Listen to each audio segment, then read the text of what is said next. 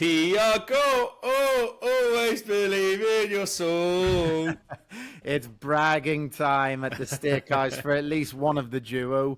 Not only did he get to watch his beloved Brentford Easy. smash apart my muted Manchester United, he also watched 3 of his 4 weekend tips romp home. I'm Connell McCabe, but the man on fire in the studio is my co-pilot, Lucas Dzinski. Take it away. Yeah, it's been pretty good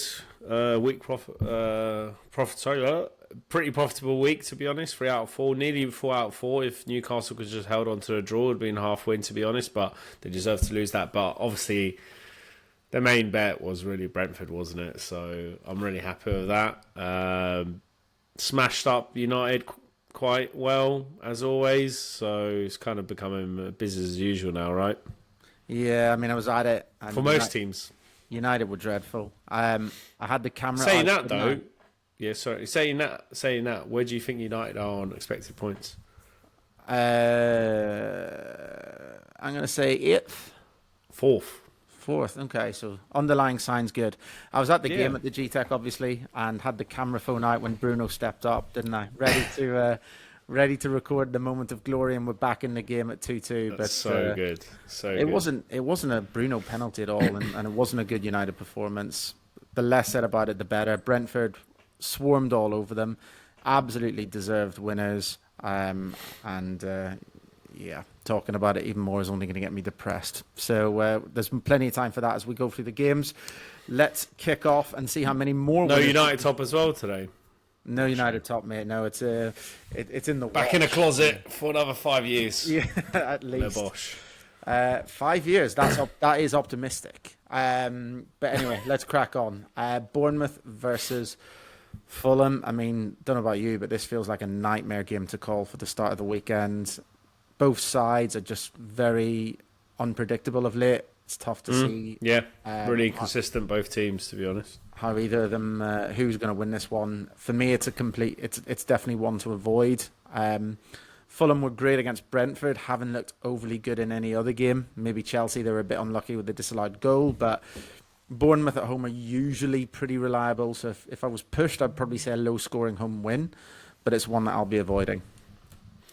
Yeah, likewise, to be honest. I don't think I'm going to have a bet on this, but I do expect Bournemouth to win. I have them 0.5 goals better, so I think Bournemouth will win this. But yeah, like you said, both teams really consistent. I feel like Bournemouth had a really good start, then they fell off again, and then, like you said, Fulham, I mean, they lost to arguably one of the worst teams currently on form, right? Yeah. So there you have it. Let's move on, because I know the next one is an interesting one for you. It's Leeds versus Tottenham. Take it away.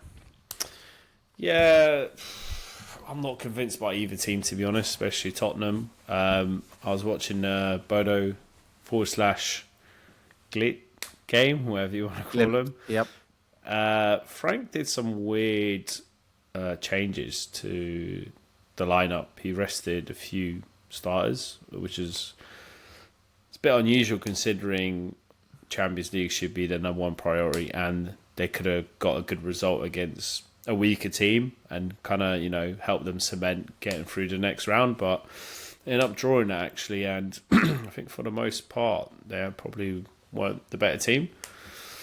So, and also like the results lately at Spurs, they haven't been good. Like they got a draw against Wolves thanks to the late minute equaliser, and then Paulinho bloody celebrated as if it was the cup final. Saying that, Leeds haven't been great, but the last game they played quite well against Bournemouth. Got a result there and won the XG battle. So I feel like there's some value on Leeds here. So I'm backing Leeds 0 on Age handicap. So basically all that means is it basically is a draw, no bet. If it's a draw, you get your money back. If Leeds win. I can't see Tottenham winning this.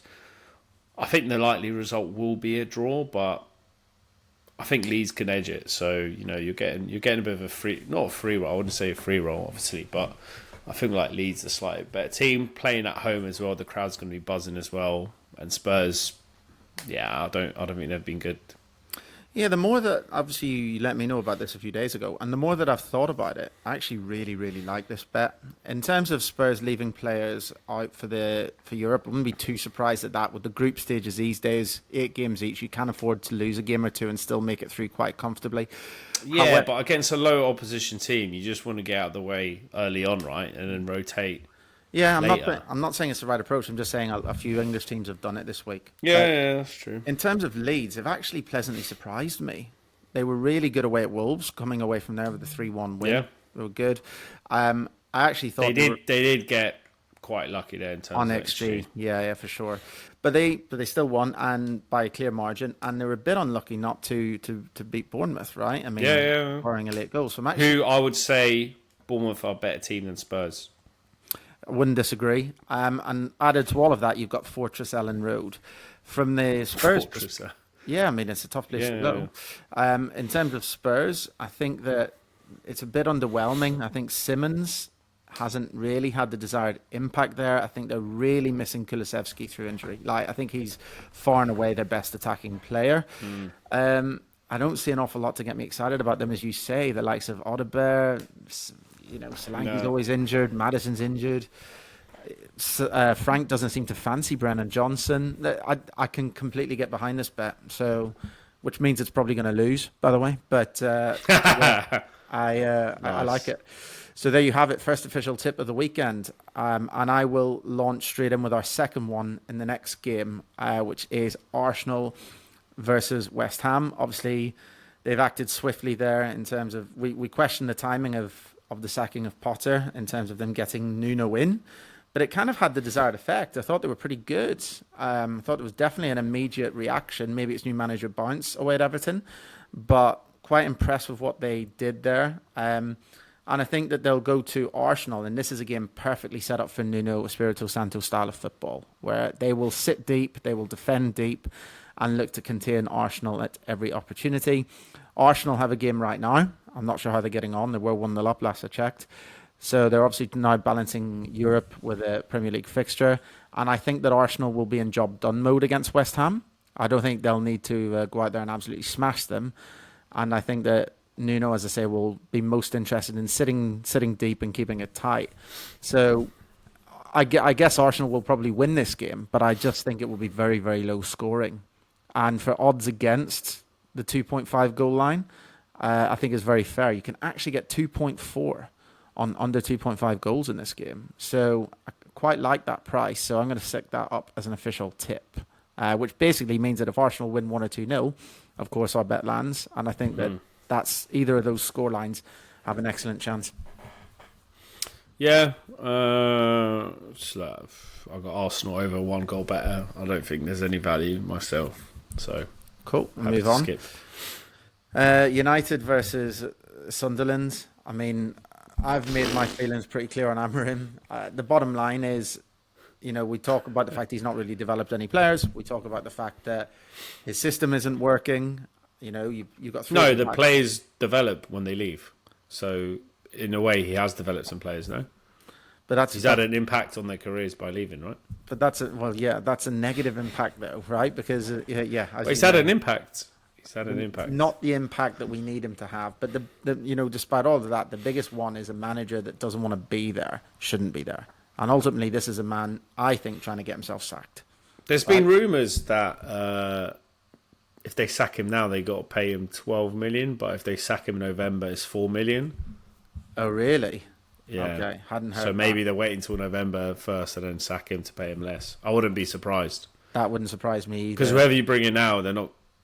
I think the season's not over, but like, if you're penny pinching to the extent that you're making dinner ladies redundant, then it absolutely wouldn't surprise me if that was a strategy. Yeah, and also there's not many games this month left, right, because of international break and stuff. So look, I mean, ever calling for a manager's head is not a classy thing to do. It's not something that I like doing. But ultimately, he clearly doesn't want to be there. He thinks his reputation is best served now by leaving United and moving somewhere else himself and getting back on track in his own career. And we should let him do that. Have a manager that's going to come in, play 4-3-3 with 2 sitting and Bruno playing in his rightful number 8 position. And then we can kick on. But Bruno was a deep lying six with somebody like Casemiro alongside him, who's the most dribble pass player in the Premier League 3 seasons ago, let alone now.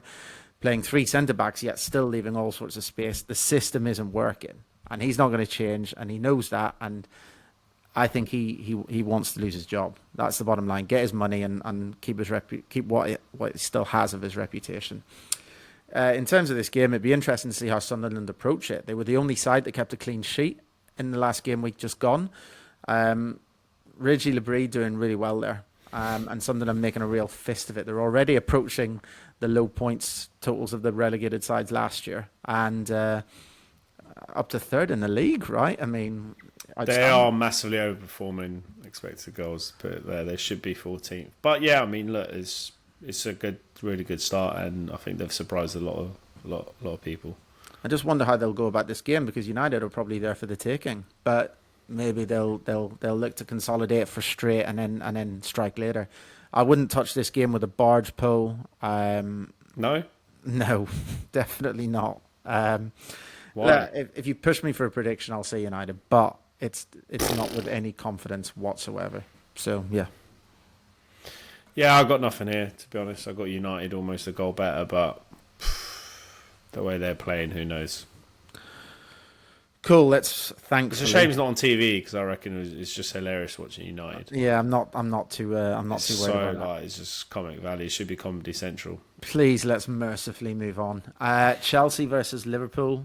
Jimmy Carragher made a really good point on Liverpool last night at the end of the Champions League fixture. They were talking about Liverpool have lost 2 on the bounce, and should they be concerned by these 2 performances? And he said no, they should be concerned by the 9 performances they've had all season, because effectively what they're doing is playing like a basketball side, not football. It's like you have a shot, we have a shot type of approach, which is not symptomatic of teams that win leagues, which I thought was a really fair point. I still worry about the midfield balance of Wirtz being in there, which is a key reason for this, in my opinion. But yeah, so it's difficult times for Liverpool. It really is, and the recruitment in the summer, right this second, isn't actually looking that clever, is it? No, I've said it all season, right? Even towards the end of last season, they weren't playing great. This season, they're not looking great. I even said Palace plus a half was the nap of the season, right? 2 points. I said 2 points, whack 2 points on it. Thank God it came in, and thank God they won. But yeah, look, Liverpool aren't looking good. Didn't watch the Galatasaray game, but I heard they didn't play well either. Did you see what the Gala fans did the night before? No. They found out the hotel that the Liverpool players were staying in and went along at 2 a.m. and started. Oh yeah, that's just standard, isn't it? Yeah, fireworks all over the place. Still funny. Well, look, they drew that game, right? And that was thanks to, I think it was a late penalty, wasn't it, in the end? What, Liverpool? Yeah. No, mate, they lost 1-0. Was it 1-0? Oh no, sorry. They got awarded a penalty, but it got disallowed for VAR. Nice save. Yeah. Anyway, who cares about Champions League anyway? It's all about the Prem and lower leagues. Look, I've said it for a while. I don't rate this Liverpool team at all. They've got really good players at the moment. They're not playing well. They're actually 8th in terms of expected points, so they're really not a good team, I'd say. Saying that, I got these 2 teams really even. I think the market is probably where it should be, so don't really have a bet for this game. Can see it being a bit of a draw, to be honest. Yeah, it wouldn't surprise me. I think Palmer being out for Chelsea is Chelsea have been a bit dodgy as well, to be honest. Red cards, I just don't know what's going on there either. They also have a stack of injuries, and that always worries me about teams. Yeah, they've got a stack of injuries. We've got a squad of about 50 people, right? 50 yeah, but even so, I feel like this is a very difficult one to call. I might edge towards Liverpool, but I don't love it. But isn't that interesting, the power of stats? So Liverpool should be 8th on expected points, whereas United should be 4th. I'm not saying that in favour of United. I'm just saying nobody in their right mind would have predicted that, looking at... I think it just shows you that a lot of people are persuaded by the result and not the way Teams teams play, play. which is what your Yeah. model is focused on in terms of going the other way. Cool. I've got a tip on the next one for you. I think you're going to like it. Aston Villa versus Burnley. My tip revolves around a Burnley player. It's Jadon Anthony, who has taken the Premier League quietly by storm. He's been amazing. Quietly, just taking you by storm. Well, maybe. I mean, he's played 6 games and he scored 4 goals for a Burnley side that isn't carving out chances by the that's truckload. fair. Yeah. So his conversion rate is exceptional. Really, really strong. Villa are flattered to deceive this season. A couple of okay performances of late, but I'm still not overly convinced by them. I'm really not. And they're offering up chances at the back. And he is clinical. Right now, he is full of confidence and looks like he's going to convert every single chance that comes his way. His anytime goal scorer price is 6.0. It's not bad against Villa, to be honest. It's amazing. Not bad. He scored 4 in 6 games, and his goal scorer price is 6.0. That's a clear sign of the market's not catching up with his run of form and not appreciating what Burnley are doing in terms of their performance levels. So that is 100% a bet. Cool. Any? What are you thinking for the game itself? I got Villa almost a goal better than Burnley. I know they haven't been playing great, but I'm sure they win this game. Okay. Let's move on and talk about Everton versus Crystal Palace. How do you see this one? I mean, I said it from the beginning. Palace top 6, outside shout, right? You said Palace to go down, so it just shows you how clueless you are. But anyway, moving on. I big you up at the start of the show. I call you a man on fire, and yet you get in your weekly podcast Palace dig. You just love it. Right, they're going to win the league. Yeah, look, I rate Palace massively. Saying that, they have quite a small squad, and it'll be interesting how they cope with playing Conference League whenever Thursdays. They're playing in Poland Thursday night, so it's quite a quick turnaround and something they're not really used to. So I'm keen on backing Palace 0 on age handicap, so draw no bet, which I think is a pretty good bet. If they weren't playing on Thursday, I'd back it already, but I'm just going to wait and see what happens if they get any injuries. If they do, then I'll have to reassess. But ultimately, I'm going to wait till the game finishes. If there's any significant injuries, I won't place the bet. But if there isn't, I'll be backing them. Cool. We can stick a tweet out then, right, as well, in terms of saying that you're putting it forward as an official tip. I do have an official tip for this game as well that you can get on in the meantime. I was pretty disappointed with Everton against West Ham. Watched this game, and they went 1-0 up. They looked in control, and then they basically allowed West Ham to wrestle the initiative back. Bowen's goal, obviously a little bit lucky with a huge deflection, but as the game drifted on towards the end, there was only one side that was likely to win the game, and it was not Everton. So really disappointed with how they fell away there. And one of the main ways that West Ham wrestled back the initiative was by keeping their wide men up top very, very wide, and really stretching the game while keeping quite compact in the middle. And Everton really struggled to deal with that. Sarencio Somerville as well had a lot of joy, and he's a player that I'll be keeping an eye on in the player markets moving forward. So I'm kind of looking at this Palace side and seeing who can hurt them out wide, and I've been drawn to Daniel Munoz, who has a very keen eye for goal anyway. This boy is not shy, and I think that if Oliver Should have scored against Liverpool. Yeah, for sure. And Glasner is obviously a shrewd cookie. He will have seen the highlight, he'll have seen the game, and he knows one of the main ways to get at Everton can be out wide. And I think that Munoz will push forward in his wing-back role and will fire off.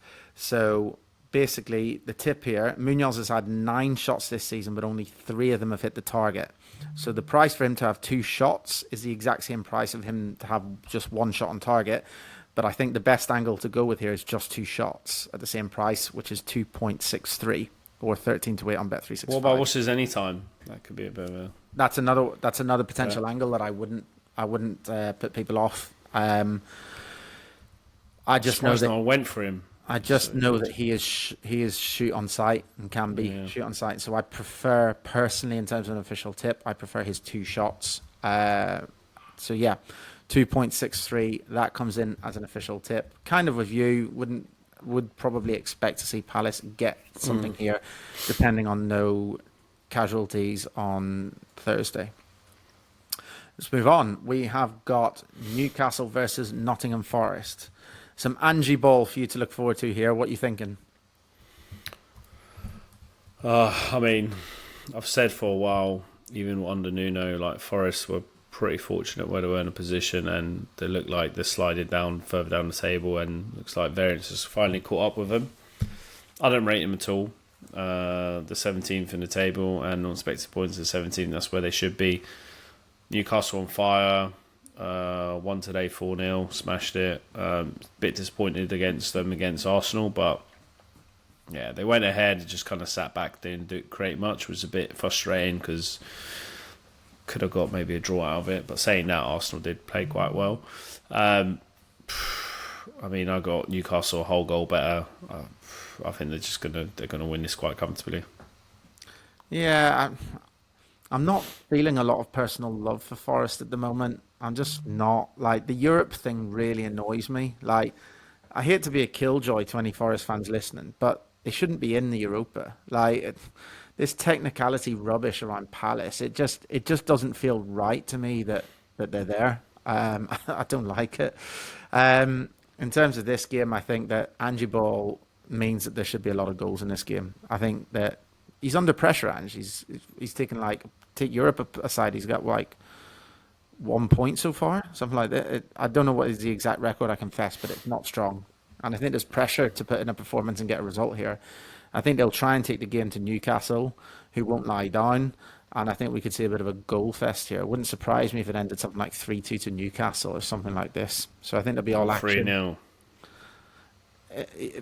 Maybe. I think there'll be goals on both sides, personally. I wouldn't put people off back in the overs in that one.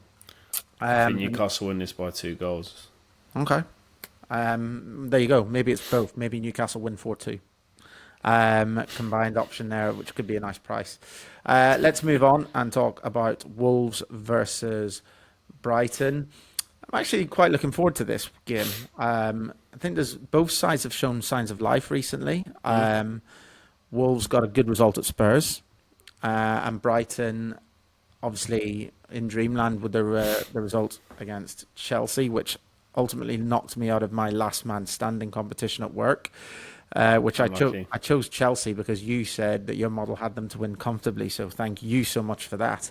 What other teams did you have to pick from? To be honest, the main two was them and Nottingham Forest, who had Sunderland at home. So actually, I was dead either way. Don't blame it on me. But anyway, yeah. So I think that both sides should be looking to build on those performances, and I think there'll be goals in this game. So it's not an official tip. I was very close to making it an official tip, but it's not quite.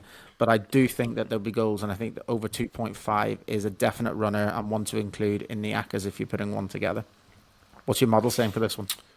Yeah, I feel like Wolves they had a bit of a slow start, but I almost feel like they might be turning a bit of a corner, you know. And while Brighton have been getting some results, I haven't really been properly convinced with them. Yeah. That they were playing against 10 men against Chelsea, right? Mm-hmm. And the XG battle, look, they won 3-1, but the XG battle should have been a draw once you factor in probably a bit of an extra XG of Chelsea for the red card. Yeah. So I feel like there's probably a bit of value. They played really well against Spurs away. I think there's some value in backing Wolves plus a half. So basically, Wolves draw, at least to get a draw. So that's my official tip. I feel like Wolves can draw this at home. So this is an official one? Yep. Oh, nice. Okay, there we go. That's your second so far, right? And we will. Third. That's your third. Wow. Okay. So that's your third. Well, yeah, 2.5. Palace dependent on injuries. Yeah. And let's lead into your 3.5 tip with the last game, which is Brentford versus Man City. Yeah, I mean, I feel like Brentford are always undervalued by the market, especially against the better teams. The performance against United was really good, I thought. City have been good, but in terms of like XG and stuff, they haven't been blowing the teams out the water. Obviously, they won against Burnley quite comfortably on goals, but didn't really smash them. I feel like we're going to set up quite well at home. And I feel like there's a bit of value on Brentford. I'm obviously going to be back in Brentford, but there's a bit of value there. I think Brentford plus 3/4 is value at 2.1, so that's going to be an official tip for me. Okay. In terms of Brentford, I was really impressed by their performance as well. They started like a train against United. Towards the end of the first half, when United scored and got back into it, I felt like they badly needed half-time. But then half-time came, and I think Keith Andrews did a great job in wrestling the initiative back at the start of the second half. And then, penalty aside, Brentford looked fairly comfortable for the remainder. So they did play overall very, very well, I thought. I think this is a much bigger test, obviously. And City are, obviously Haaland is, I think he's already on double digits for the season. So the worry with ever backing... Scored 2 today, I think. Yeah, the worry with ever backing against City is that he just, produces the goods, and it can make your bet look very silly very easily. But is it sustainable? Well, his form over the last 2 years would say it is. So Fair enough. See you later. I'm off. I'll get your coat. So I can, yeah. But look, I ultimately your models had a cracking start to the season. Look, I mean, if Brentford lose by 1, you get half your money back, right? So you just need to hope for a draw. And at City, home, yeah, I get it. And City generally are in these types of games. City are in job done mode. If you offered Guardiola a 1-goal win right now, he'd absolutely snap your hand off. So in that sense, there's definitely some logic behind it. Let's do it. City 1.64. That is short. I agree. That is short. That is definitely short. That's short. Right, let's recap. So I've got 3 tips. I think this is the first podcast we've done where you've got more tips than me. So my 3... Not the first podcast where I'm in higher P&L than you, but anyway.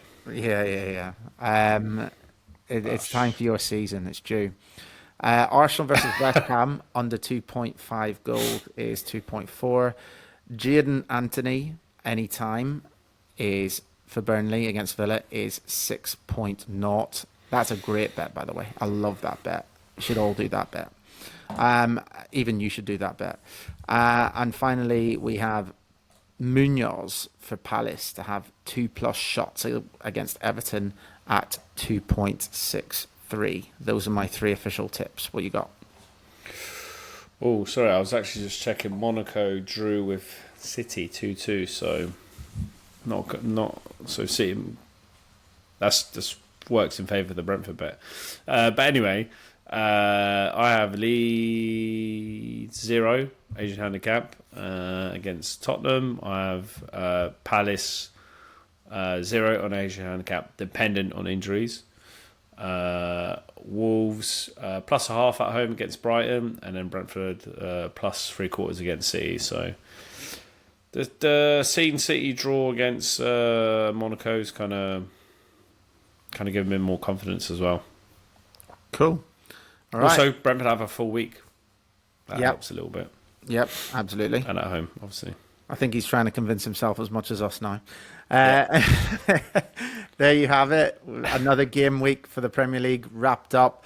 You had an amazing weekend last week. Let's see if you can hit similar heights, and who knows. It's all thanks to you, mate. All the support you give me. Well, what can I say? Maybe I can even get up there and hit a couple of winners alongside you.